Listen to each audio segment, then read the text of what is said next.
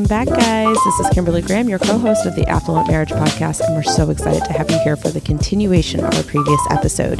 Before we get started, I want to make sure that you guys know that you can follow us and converse with us at the Affluent Marriage Pod on Instagram. That's where you can find us to connect with us, like our content, share our content, any of those types of things, but we also want to hear your stories there as well.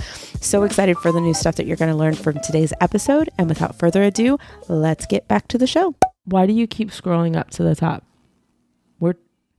You scrolled up to the top again. Did you know that? I started from the bottom. Now I'm here. You keep scrolling notes. I just like to move around. We were on to the next section. Did you mean to do that again? I just like to double and triple check that I covered every point. I like to be thorough with my podcast. I got you. Hi, my name's Daniel Graham. I'm the host. You're right. Of the Affluent Marriage Podcast. You might be the star, baby girl. But I write this script. Yes, sir. I write this script. I turn that microphone on for you today. Thank you very much. You're right. All right. I'm just messing, girl. I love you. I love you too. Now, we've talked a lot about, we didn't get into paper pencil, but we talked a lot about applications. So the next thing I want to talk about is spreadsheets. I love Excel. Wait, so hold on. When I said we were going to talk about software, Spicy Kim came out, and then I said spreadsheets, and now all of a sudden, are you biased? No. Listen. There are cons with spreadsheets too, right? I love apps. We just talked about how often we used them. My beef, the Spicy Kim came out, and it would come out for spreadsheets as well, right? Here's my beef. And then I have a point I want to say too. Okay, here's my beef with any of these methods, and especially with apps. People glorify apps. Oh, I'll ask people all the time, how are you managing your money? Well, I use this app and it's been really helpful in helping me understand where my money is going. Okay. Has it been able to help you save money? No, I'm still in debt. I'm still using my credit cards and I'm kind of over on them. And I just don't understand why it's not working. I pay $15 for it every single month. And I thought, well, that should be the thing. I have it. I just need to learn how to use it. It's a crutch. And I hate that. I hate that many people are using the app. But it's not the app's fault. And no, it's not the app's fault. So I like the app. I just don't like the way people put it on a pedestal. Sure. That is going to be the thing that solves their problem. Right. It's not. My point was, I'm not going to bash an app because our first greatest success as a couple was overcoming $76,000 in student loan debt. And we did that through a paper pencil, Dave Ramsey budget, and using the Mint. Absolutely. So, but it wasn't the app application and a paper pencil budget had it revealed success for us. Correct. But again, who was the common, what was the thing, the driver of that? Because it wasn't the app and it wasn't the paper pencil. It was you and I 100% continuing to stay on top of it. Yes. So that's the thing that I don't like, that people are glorifying the app and thinking the app is going to solve the problem, but it's not. You are going to solve the problem. Correct. With the help and because at the end of the day, of the app. All of these things are what? They're tools. Yes. Right? But someone has to use the tools. Yes. So there it is. Some of y'all are using the app as like a hammer, but you're using it completely the wrong way. You look like or it's collecting dust, right? You look silly. You paid all that money for a fancy hammer and it's just sitting in your closet. You look silly. All right. So Kim, you got excited when we talked about spreadsheets. Tell me, spreadsheet queen. I love spreadsheets. Tell me some pros. Tell me some cons. Oh, so here I have the same, like I said, I have the same beef about spreadsheets too. Okay. So I want to make sure that you know that. It's just that we use spreadsheets now and I like what it does for us. But spreadsheets, you can find them anywhere. Okay.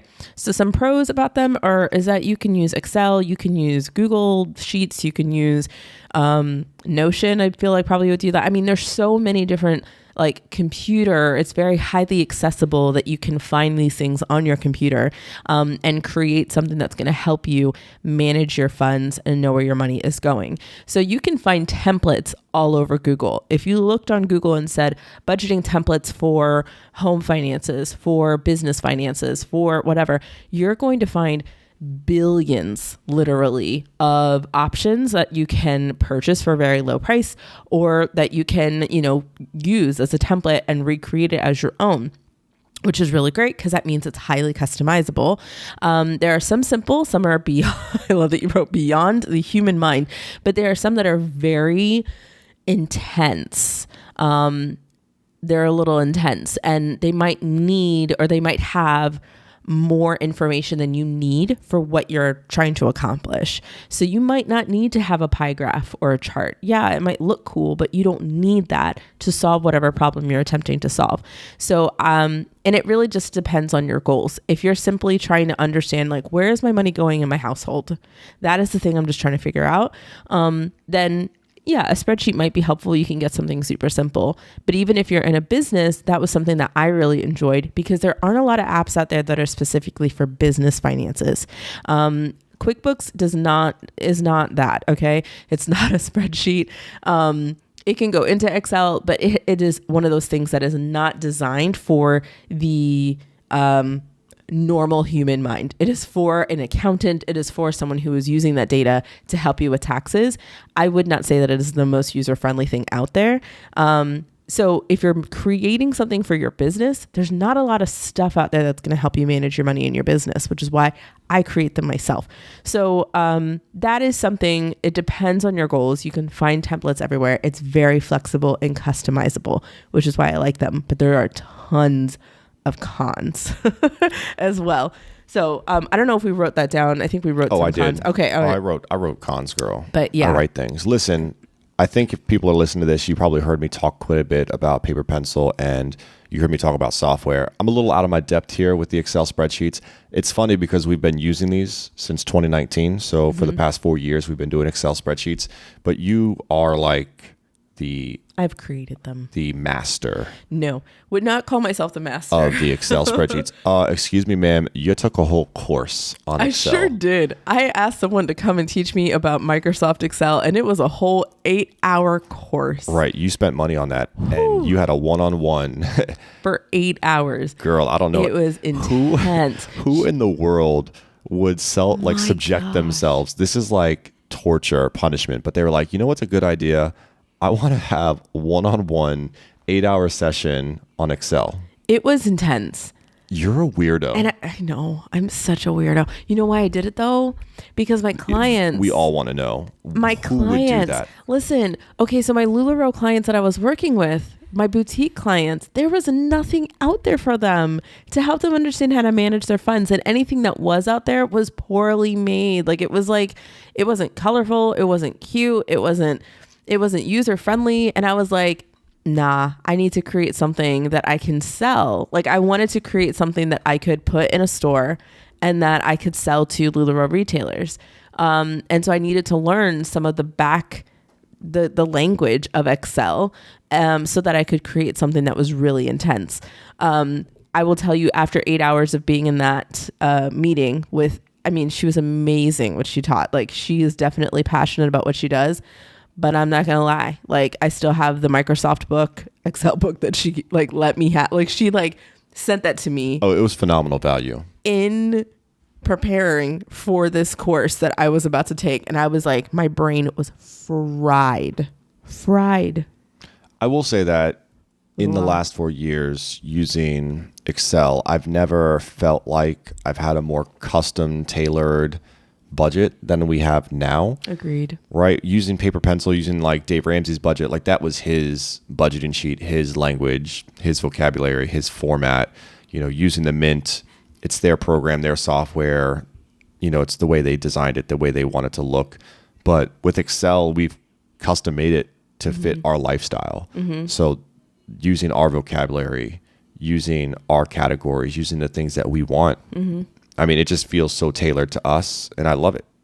Yes. And I also love that with creating something that's super tailored, I definitely think we were ready for it. We would not have been able to create our own understanding of creating an Excel spreadsheet for ourselves. I still can't do that. If we first started, it just wouldn't have happened. Because what happens with many people, which is again why I say it's a con, is that you'll start the process of creating something for yourself that you're like, this looks so pretty and this looks great and now I'm ready for my budget. And then a month goes by and there's a formula that's wrong. You have to add rows in there and it threw off your numbers. It can get really frustrating and you're like, forget this. I'm done with this mess.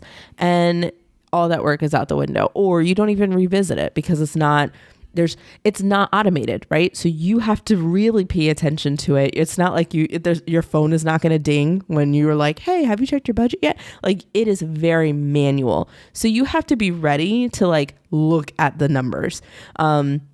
I will definitely say for a lot of my clients who just don't like spreadsheets and stuff like that, getting them to look at it and actually use the spreadsheet is one of the hardest steps that they have to take. But I get it, right? When you opened up your computer as a kid or as an adult or whatever, right? And maybe you have a Dell, so you have Microsoft, right?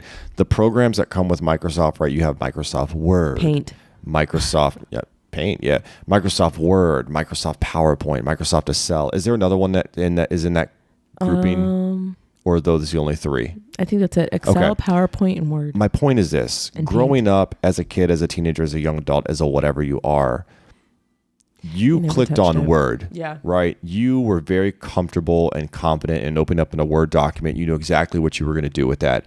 You were comfortable and confident opening up a PowerPoint and creating a presentation.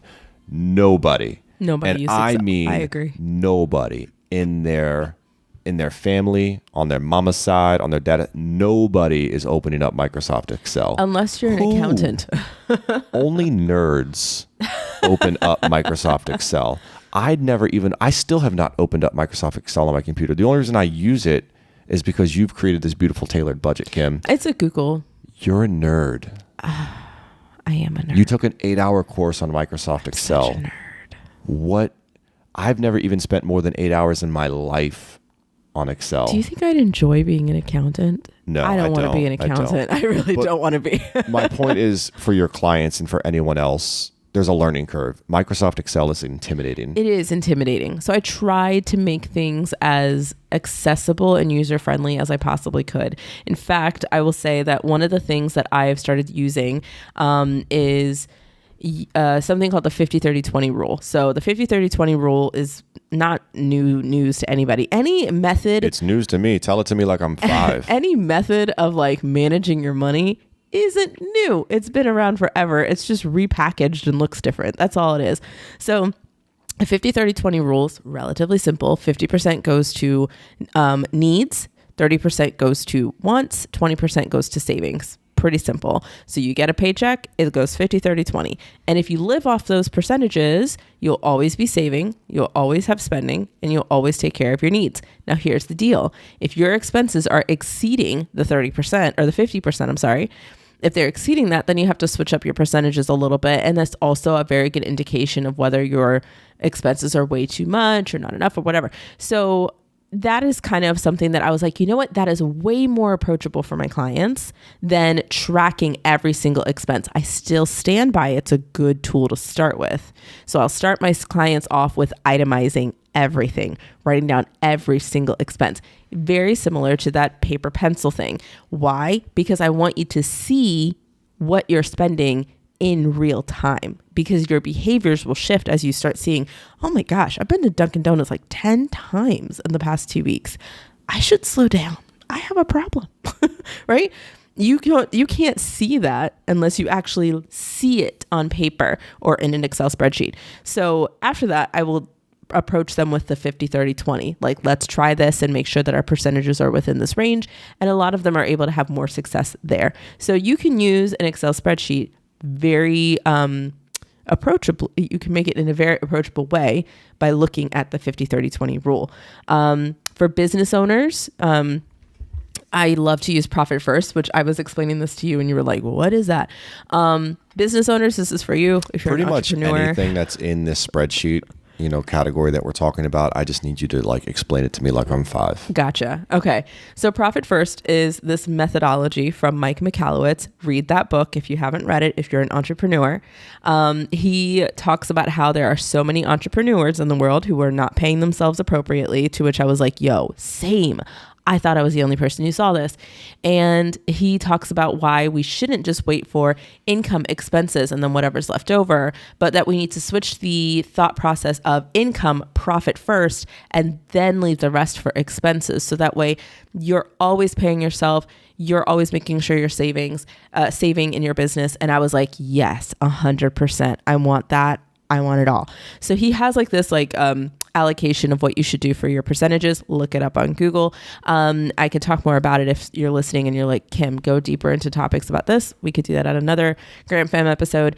But there's not a lot of Excel spreadsheets, templates that follow the profit first. So I made one so that my employees, my clients who are entrepreneurs are able to see exactly what they're making from their income, from their clients, exactly what their expenses are, and they're able to profit first as a result instead of saying my expenses come first and I guess I get whatever's left.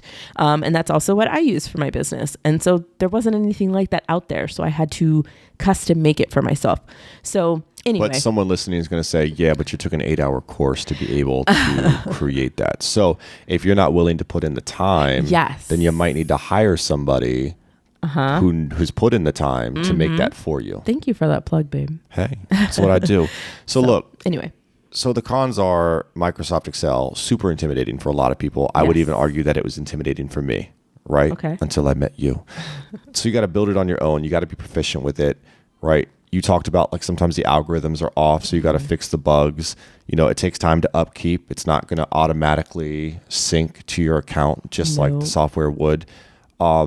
You might know Excel, but the people in your family don't. So if you're working with your hubby and he's never used Microsoft Excel a day in his life, like you got to explain it to me like I'm 5, right? It's very true. What other cons are there? Am I missing anything? There's no syncing, right? So there's no syncing with it. So you are in control of what you're inputting. You are in control of, putting in information. Human error is likely to happen because there's nothing that's holding the numbers accountable. They're not looking at, like, it's not connected to your bank account. I had a client today actually use our system for the very first time, and she's in the itemizing stage where she's literally writing down every single expense, but she was thinking, oh, only some of the expenses or also my credit card expenses. And I was like, no, honey, we're looking at one account.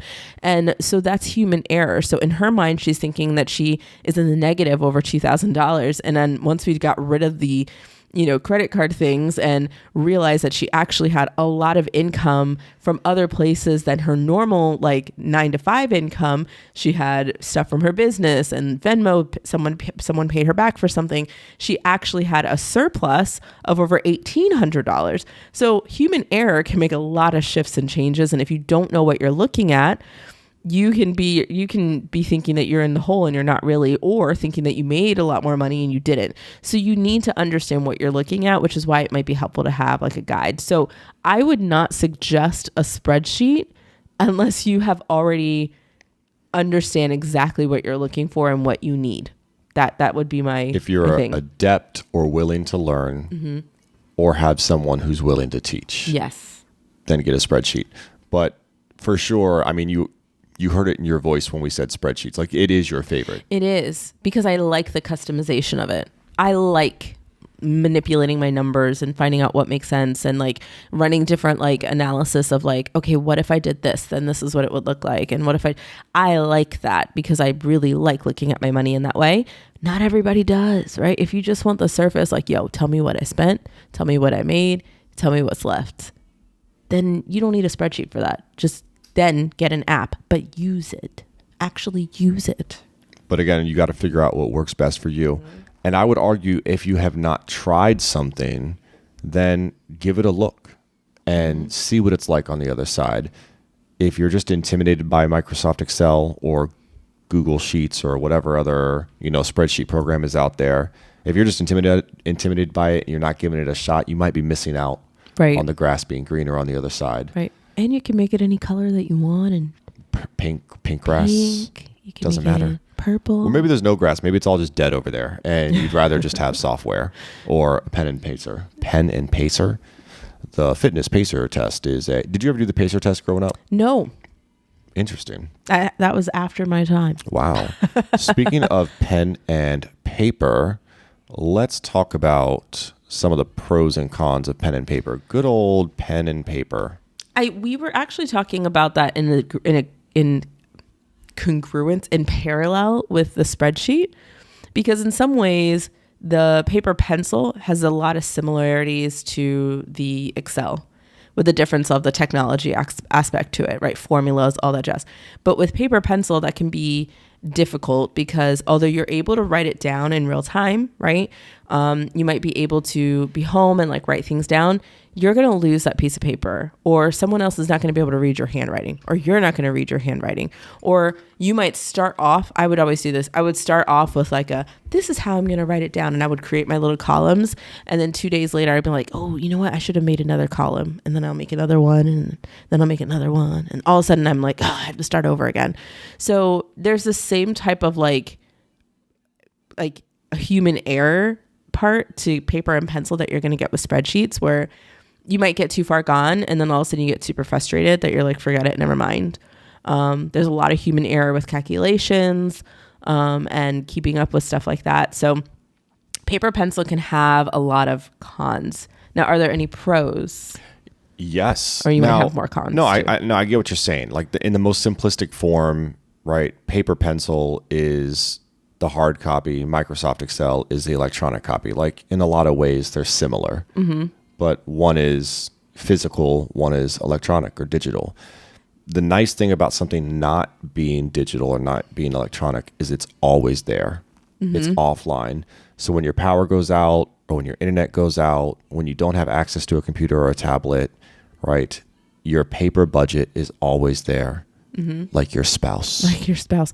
Here's your the best other thing. friend. And we kept ours in a binder. So I know you said things can go missing, but we had a binder. We hole punched it. We put it into the binder. Mm-hmm. Like it was always in that spot. That's where our paper budget was. So it was in order. It was organized. And we kept it nice and neat. And here's the thing. Over time, we would add in little things, make little notes and margins. We would, for example, if we had a surplus of $500, we would write little notes as to exactly where that money went so that next month we could refer back to it. Like we, with any of these things, customized as we went to make sure we knew exactly what we wanted to see and what information we desired to see more of. So that way, even when we got to spreadsheets and apps and stuff like that, we knew this is what we want to actually see. This is what we get the most value out of. One of the things that I will say for paper pencil is it might be great to start, especially if you're doing a simple budget and you don't have a lot of expenses, or, it's pretty simple, cut and dry. Where it gets difficult is when you're making a lot more income and you have a lot of more money coming through. You're going to need to switch to something electronic just in case you want to have a CPA or someone take over. I just had this conversation with someone who, $500,000 business still using a paper pencil ledger. It's time to move up. Like, let's move it on up. You might like paper pencil for some things, and that's fine. But when you hire that CFO, they're going to be like, what the heck are you doing to me? They're going to want something that is paper pencil or that's electronic that they can actually access.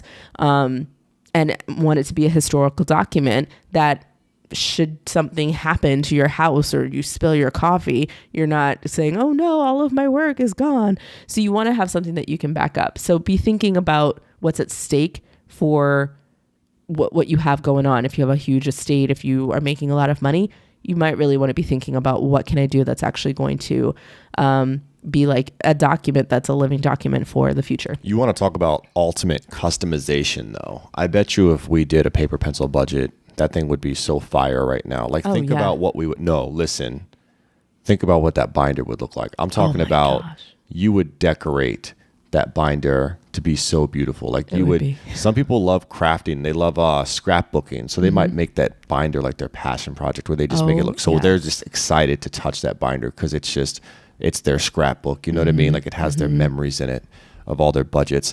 And what's that tape you use? Wasabi? Washi tape. Wasabi tape. Wasabi tape. Washi tape. You know what I would do? I'm already thinking about what I would do if we were doing a paper pencil budget. I would go into Word. I would create my little like boxes or whatever I wanted and so you categories. Wouldn't just download a budget? Oh, heck no. Because there's tons of paper budgets that you can download. I would customize it. Have you not gotten that yet? Like I love to customize things. Maybe I really do like to I don't like to scrapbook though. If you give me time, I would. But anyway, I'd go into Word, I'd make it look pretty and have this is what we want and this is what we want to be able to see. And then I would copy that sucker so that we have enough for 12 months. Right. And you would decorate the crap out of it. But I think that's what paper pencil lends itself to. You can write on it. And I know you can write on a tablet and electronics. You can make notes and stuff. But, for the people that like paper and pencil, you can write on it. You can feel it. You can see it. It's always there. It's not online. it's tangible. I think it's important to know not only what your style is, but also what is your partner's style. True. Because you might be a Microsoft, a Google Sheet, spreadsheet nerd, and you know how to set up the algorithms and you know how to do all that and you know how to make it just work like a charm. And if you present that to your spouse, it's going to be like a foreign language to them. Yes. And if you want to lose your spouse instantly to budgeting, do that. Do that. So if your spouse, right, you might be like, no, I don't want to do the software. Like I have the Excel. I track it myself. I do. But if your spouse wants to use software, wants to use an application, what's wrong with that? Because then you can compare. You can be like, oh, hey, you did this. I did this. Let's look at both. Because we just told you when we first started, we did paper, pencil, and software. It's okay to do both. It's okay to do both, y'all. Don't be surprised. Don't be mad to do that. It's okay. Be a team. Be a team. Even if that means you both are kind of looking at it in different ways, but you're still getting to the same destination. But you're coming together, right? Because then the numbers should be the same. Yeah. On your software, it should say we spent $50 on groceries so far this first week. And on your Excel spreadsheet, it should say the same exact number. Exactly. So, guys, I did not think that we would talk so much about these different means. When you got 12 years of experience so far, you got a lot to say. Sometimes I go, oh, this will be a short episode. And then I'm like, then we're going off about spreadsheets. We're passionate about paper and pencil. And my passion of how much I don't like apps. That's fair. Oh my goodness. So the one that we kind of talked about prior to the show was the envelope system and how I initially said that's not a means, but then you did talk me into it and I listened to you. So I want you to know that I listen. Thank you. And I'm receptive and I receive what you said and you've changed me. Thank you. It is a means from getting to point A to point B. So that's what Grandma used. Tell us about Grandma. Grandma used the envelope system and she wrote things down in paper pencil because there was no other option. So she combined the two. She combined the two. Okay, that's what Grandma did. And so that means if Grandma can until the printing press came out, it is good for you too. And because, the typewriter. Honestly, when checks were a thing, right? Because we don't write checks anymore. When checks were a thing, what would you do? Balance your checkbooks. It's the same thing, y'all. You wouldn't do a check unless you had money in the bank. It's the same thing. Anyway, envelope system is pretty much what it sounds. You're dealing all with cash. So another means of getting from point A to point B with your financial standing is just dealing with cash. And just so that people understand, like you've had clients that strictly work with all cash. I had one client who... But these people exist. These people exist where they want to I mean, you can go on TikTok or YouTube. They do exist. They do exist. He does exist. How long has that commercial been out?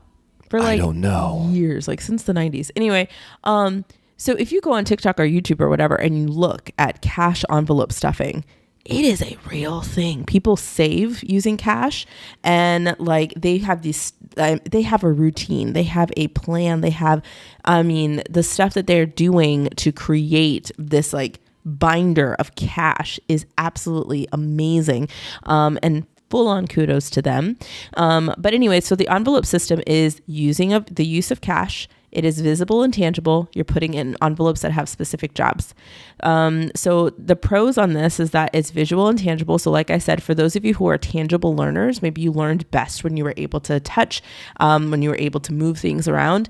The cash budget is actually really, really helpful for you because you feel it when you spend it. In fact, for most people, the fact that you're able to see your cash and feel it leaving you has a different emotional reaction than if you're swiping your card. 100%. For many people, when they swipe their credit card, they get endorphins and serotonin because they're like, more miles, which I'm like, dumb. It's not. They know what they're doing. Okay, I'm telling you, they know what they're doing. It's why do you think credit card companies don't send you credit bucks? They don't. Why don't they send you credit cash? They don't. And you can't. It's very hard to get cash from your credit card too. They're like, no, keep it on the card. Spend it a little bit more. You get 2% cash back. They try to incentivize the swipe. They want you to feel like you did it. You swiped. We're giving you 2% cash back, and now you can use it on a flight to Florida. Yeah, these are $2 billion industries. They've done the research. What they're doing. In fact, I'll say this about credit cards and then we get back to envelopes. So I just got a credit card. which made me want to vomit in my mouth. As opposed to vomiting where? I don't know. Okay. Anyway, it made me want to. You just made me think about that expression. It made me want to get sick. So I needed it for business reasons. So I got it just for my business, and I was like, fine, I'll do it. And I don't like it, but it just made things a little bit easier in one regard. So I was like, okay, fine. As soon as I got that sucker, my bank account dashboard changed to buy. Have you noticed this? Buy from Adidas, buy from Walmart, buy from Target, get 3% cash back, 5% cash back. I need people look how many miles you get. And I'm like, what the actual? For the people, people need to understand this. We hadn't had a credit card since ever. I had one in college. I had one probably after college. Bank account, all it had when you logged on was just your checkings, your savings, and any other accounts that you had. That was it, right? The moment you got this credit card on our bank account, there were literal advertisements. Oh my gosh. Along the screen. It's like, how crazy is that? They know what they're doing. It's a stark difference. And it took the place of our number one spot. Like our check-ins used to be the first box that you saw, and then it was the other accounts. Now it's the credit card. And they've also added another box that has your points, and it's this like massive number. I mean, but which doesn't actually mean a lot. It doesn't. It's like $400 or $500. But it's a 5-figure number, but it doesn't amount to much. I don't know why they like to do this. Like they play the game. We could go off on this. Okay. All that to say. Right. We're supposed to be talking about. They know what they're doing. The envelope Back to system. the envelope system. So cash, it enhances spending awareness, right? Because you're feeling the money like leaving your hand. Okay. So you have a different feeling from using cash. That's where we got off on that tangent. Oh, I know where we got it. Swiping. Okay. It's a real thing. So if you really want to give yourself a boot camp experience with understanding where your money is going, the cash budget is for you. It creates discipline and self-control, which so many people like to think that means restriction. Y'all, stop that. Stop that mess. That is a lie, and you know it. Okay. What you really mean to say is you don't like being told, no, you're a toddler baby. Stop it. Okay. But here's where I say discipline and self-control, right? Say we have $100 to spend for 2 weeks on eating out. So we're very disciplined. We practice a lot of self-control, and we get to the end of our week or two or whatever it is. And lo and behold, look at what we did. We had $30 left over in that envelope that we did not use. Does that restrictive. That sounds like, wait a minute. That sounds like I have $30 extra to spend. Girl, let's take the money that we're about to get for this week and that 30 we saved and go eat a really crazy, fancy, amazing dinner. Can I, like, it is supersize me. So it's not restrictive at all. That's a reward. That's a reward. For your good work. Right? The same rewards you're getting from swiping and spending money that you don't have. And they say, you get 2% back. I'm making my own reward system and it's coming back to me. And I'm getting way more than 2% cash back. Like, I would much rather have me give myself a reward than somebody else give me a reward with debt. Like, what? I think I love it because it does, like, what you're doing right now by swiping without remorse is you're creating restriction for yourself later. You're consistently creating restriction for yourself in so many other areas of your life. But discipline and self-control creates freedom. It creates freedom in so many other ways when you're able to say, I can splurge. I can do this without guilt, without feeling like, oh man, what did I just do? I overspent. Like, it's not a big deal. Okay, go spend. Right? So it's not a bad thing. Discipline is not bad. Self-control is not bad. Hey guys, this is Kim Graham, co-host of the Affluent Marriage Podcast. We hope you've enjoyed your episode so far. And I know that you're like, wait, hold on, there's more here. And there is. It's in the next episode. We hope that you guys are going to join us over there. And in the meantime, if you're waiting, join us on Instagram at the Affluent Marriage Pod, because we'd love to connect with you, converse with you. We want you guys to message us, see how you're doing and how you're enjoying the podcast. We want to hear all of those things, and we cannot wait to help you live in love and walk in wealth in the next episode. See you guys soon.